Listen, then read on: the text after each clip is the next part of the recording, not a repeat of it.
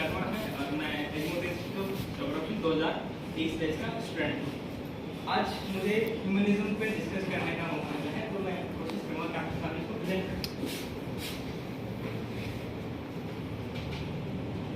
Humanism मानवतावादी भूगोल में बेसिकली हम डिस्कस करते हैं कि मानव की चेतना क्या है और इसकी सृजनशीलता क्या है। इसकी जो टर्मिनोलॉजी है इसको हम आगे डिस्कस कर जाएंगे। मानवतावादी भूगोल जो डिस्कस करता है कि ह्यूमन की जो कॉन्शियसनेस है, उसकी जो चेतना है और इसकी जो सृजनशीलता है वो किस तरह से होती है, और मानवीय जीवन की जो घटनाएं होती है इसमें मानव के मूल्य होते हैं, वैल्यूज होते हैं, और इसकी मानव की महत्ता है, इसको विशेष स्थान दिया जाता है। ठीक है, और इसका जो इसकी फर्स्ट टाइम जो इसका बारे में आइडिया दिया था वो दिया था विलियम किर्क ने। इसका जो एक्चुअली में जो फाउंडर माना जाता है, या डेवलपमेंट हो सकते हैं, जो डेवलपमेंट किया था वो वाइफुटुआन ने किया था, जिसके साथ साथ इसके अदर जो समर्थक भी थे, वाइट भी था, ब्लांस भी थे, कांट भी इसका एक समर्थक माना जाता है। ठीक है, अब इसमें होता ये है कि ये ऐसी सोसाइटी था, ह्यूमनिज्म था, ये ऐसी सोसाइटी की फॉर्मेशन करना चाहता था कि जहाँ पर हम जो ह्यूमन के रिलेशन है उसको प्राथमिकता दे सके। क्योंकि ये जो हम पढ़ते हैं, जो ये ह्यूमनिज्म जो सोसाइटी है वो एक जियोलॉजिकल साइंस नहीं होगा, क्या है, एक सोशल साइंस है।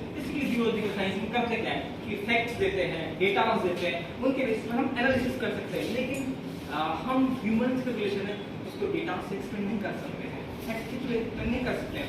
इसकी सोशल साइंस नहीं क्या होता है कि हम सोशल साइंस इसका वर्ड से ही हम देखें क्या सोसाइटी के ऊपर अप्लाई होने वाला साइंस। हम साइंस से भी देखते हैं, science analytical study of anything, और वो कहाँ पर हो रही है, सोसाइटी में, किसके बेसिस पर हो रही है, ह्यूमनिज्म के बेसिस पर हो रही है। ठीक है, अब हम होता है ये कि हम ह्यूमनिज्म को है ये इस वजह से आया है कि हम जो अगर स्टडीज करते हैं उसमें हम जैसे कि बिहेवियर, जैसे कि मेंटल मैप्स और ग्राफ्स, इनके बेसिस पर हम ह्यूमंस की फीलिंग्स को एक्सप्रेस नहीं कर पाते हैं। तो उसके लिए हमें जरूरी होता है कि हम ह्यूमंस की क्या है, उनकी कॉन्शियसनेस की स्टडी करें। अब नेक्स्ट जो पॉइंट है वो है कि इसका हिस्टोरिकल डेवलपमेंट कैसे है। देखिए, जैसे जैसे ह्यूमन का सिविलाइजेशन बढ़ता गया, जैसे जैसे इसका डेवलपमेंट बढ़ता गया, इसी के साथ साथ ज्योग्राफी का डेवलपमेंट भी बढ़ता गया। शुरू में हम ज्योग्राफी में देखते हैं क्या होता है कि एनवायरमेंटलिज्म आया, उसके बाद एनवायरमेंटल डिटरमिनिज्म आया, उसके बाद पॉसिबिलिज्म आया। तो ये लोगों को लगा कि हम एक जो समाज था, एक जो सोसाइटी थी वो बढ़ रही थी किसकी तरफ, एनवायरमेंटलिज्म की तरफ। एक सोसाइटी को बढ़ रही नहीं, पॉसिबिलिज्म जो है वो बेटर है। तो इसके बीच हो क्या गया, इसके बीच हो गया डाइकोटोमी कि दो सब्जेक्ट बनाती है, एक ही ज्योग्राफी की दो पार्ट बनाती है। तो ड्यूअलिज्म है कि कौन सा बेहतर है दोनों में से। ठीक है, कि डाइकोटोमी बेहतर है या फिर सॉरी डाइकोटोमी क्या है, दो पार्ट्स हो गए। तो ड्यूअलिज्म है कि पढ़ा किस नजरिए से जाए ज्योग्राफी को, और बहुत से लोगों ने की contemporary geography versus historical geography, human geography versus physical geography हो गया। ठीक है, तो इसमें इस तरह से इसका स्टडी किया गया। अब जो ह्यूमन जो मानवतावाद है, इसकी जो है जो प्रिंसिपल्स है वो क्या क्या है। सबसे पहला है कि ह्यूमन क्या है, एक सृजनशील प्राणी है। ठीक है, सृजनशील का मतलब हो गया कि ये नई खोजें कर सकता है। लाइक हमने हिस्टोरिकल जो डेवलपमेंट है वो है उसमें भी देखा है कि ह्यूमन से क्या है, नई नई खोजें की है, जैसे कि ऑस्ट्रेलोपिथेकस से अभी आज तक हम जो बैठे, ठीक है, एक डेवलपमेंट का दिखाया है प्रोसेस। ये क्या है, एक ये डेवलपमेंट का प्रोसेस है जिसमें हम देख क्या रहे हैं कि ये सृजनशीलता है मानव की। तो ये कहीं ना कहीं आपको लग रहा होगा कि संभववाद से हम प्रसंभवतावाद की तरफ बढ़ रहे हैं। अल्टीमेटली ये ह्यूमनिज्म की जो बैकएंड में काम कर रहा है वो प्रसंभवतावाद जो है वो प्रसंभवतावाद कहता है। प्रसंभवतावाद ये कहता है कम आने तो प्रसंभवतावाद कहता है कि सभी चीज सही है, लेकिन कोई चीज कितनी सही है वो बोलता है मानवतावाद। और हमें कोई भी डिसीजन लेना होता है वो मानवतावाद के बेसिस पर लेना होता है, because this is ultimate truth. ठीक है, ये हो गया इसकी फर्स्ट सिद्धांत है। सेकंड है कि ह्यूमंस में क्या होती है, चेतना होती है। अब चेतना बहुत ही बड़ा वर्ड है। चेतना मतलब बोलता है कि इसका इंट्यूशन क्या है। इंट्यूशन मतलब अंतरात्मा के बेसिस पर डिसाइड किया जाता है कि कोई भी काम कर रहा है उसकी चेतना क्या क्या है।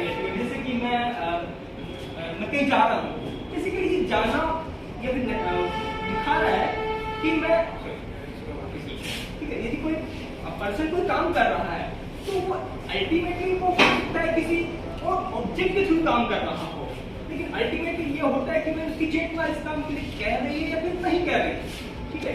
तो वो intuition is important then the action, ये एक्सप्लेन हुई है, intuition is important then the action. ये होता नहीं भाई वो कहना क्या चाह रहा है और वो करना क्या चाह रहा है, means specific attitude versus general behaviour and general behaviour versus specific attitude. हम पढ़ते हैं इसको कॉन्सेप्ट भाई एक तरह कि भाई उसकी चेतना तो अलग कुछ कह रही है और वो कुछ अलग कहना चाह रहा है, ठीक है। और थर्ड है कि ह्यूमन क्या है, वो जागरूक है, जागरूक है बेसिस लाइक कि वो अपने आसपास के सराउंडिंग में उसके बारे में नॉलेज रखता है कि कहाँ क्या हो रहा है और उसकी घटनाओं का एनालिसिस करके वो फिर उसके बेसिस पर ह्यूमनिज्म के बेसिस पर डिसीजन लेता है, ठीक है। और इसमें एक क्लास पूछ रहे हैं, ह्यूमन एक एक्टिव एजेंट है, इसीलिए हम बात करते हैं सब कुछ प्रकृति ने डिसाइड कर रखा है। हाँ सीधी सी बात है, ultimately nature is the supreme, but है कि जो ह्यूमनिज्म है वो भी एक भाई मानव क्या है, प्रकृति है, प्रकृति की देन है। इसमें मानव को क्या कहा गया है, एक प्रकृति का दास नहीं मानकर वो भी एक चेंजेस कर सकता है। लाइक आप देखते होंगे जैसे इजराइल है, अदर कंट्रीज है, उन्होंने डेवलपमेंट की प्रोसीजर में लाकर अपने आप को एक बहुत ही अच्छी एस्टेब्लिशमेंट में अपने आप लाकर खड़ा कर दिया है। तो ये कुछ इसकी सिद्धांत है। अब सिद्धांत होता है कि इसकी ये क्या होना चाहिए।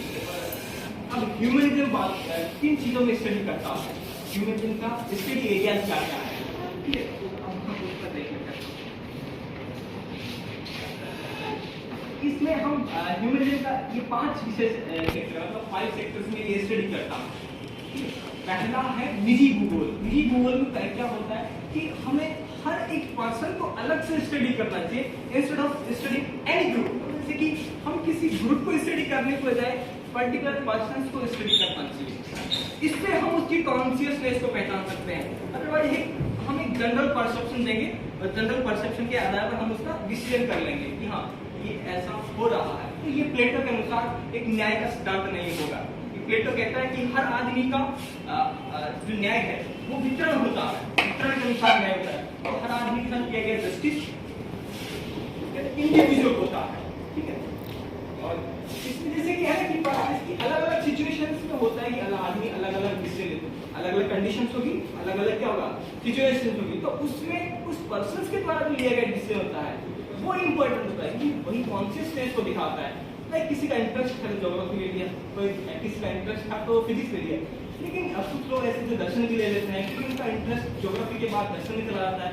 ये होता है कि दोनों को कॉम्बिनेशन दिखा देता है, बट अल्टीमेटली उसका इंटरेस्ट किसमें है, या तो किसमें है, ये ज्योग्राफी में है या फिलोसफी में, ये उससे पूछ कर हम उस पर डिसीजन ले पाते हैं, ठीक है। उसके बाद जैसे कि क्षेत्र व स्थान, ठीक है। क्षेत्र अब ये मानवतावादी भूगोल ये मानता है कि हम किसी भी चीज को स्टडी कर रहे हैं तो बेसिकली हमें वहां पे स्टडी करना चाहिए कि वो एरियाज क्या क्या है, हमें उसके एरिया और पर्टिकुलर रीजन को स्टडी करना चाहिए। उसमें ये होता है कि आप हमारे जैसे कि मैं गाँव से आया, ठीक है, और मैं बहुत दिन यहाँ रह गया, तो अब होगा ये कि मेरे गाँव से मेरे लगाव भी है। तो उसमें ये होता है कि आदमी किसी पर्टिकुलर प्लेसेस पे जाता है तो उसका क्या है, ये नहीं होता है कि उसका इकोनॉमिक इंटरेस्ट ज्यादा होता है, उसका ह्यूमन की कनेक्टिविटी भी दिखाता है कि ह्यूमन की कनेक्टिविटी उसके अल्टीमेट बिहेवियर को दिखाती है, ठीक है। ये इसका क्षेत्र में स्थान के अकॉर्डिंग हम उसका जैसे कि आप सभी एक एग्जांपल देखते हैं, अपन कभी इंडिया से यूएसए जाते हैं तो यूएसए में मैं देख रहा था कि बहुत से ब्लॉगर बोलते हैं कि हमारा इंडिया ऐसा है, हमारा इंडिया, वहाँ पर जाने के बाद उनको इंडिया की याद आती है, एक किस्म की कनेक्टिविटी दिखा रहा है वहां से। तो ये है कि ये उनका ये ह्यूमनिज्म में उनका एक स्टडी किया जाता है। मैं ये से होल्ड कर रहा हूँ, तुम्हारा जो टॉपिक है वो क्या है, ह्यूमनिज्म है ना। ह्यूमनिज्म अपने आप में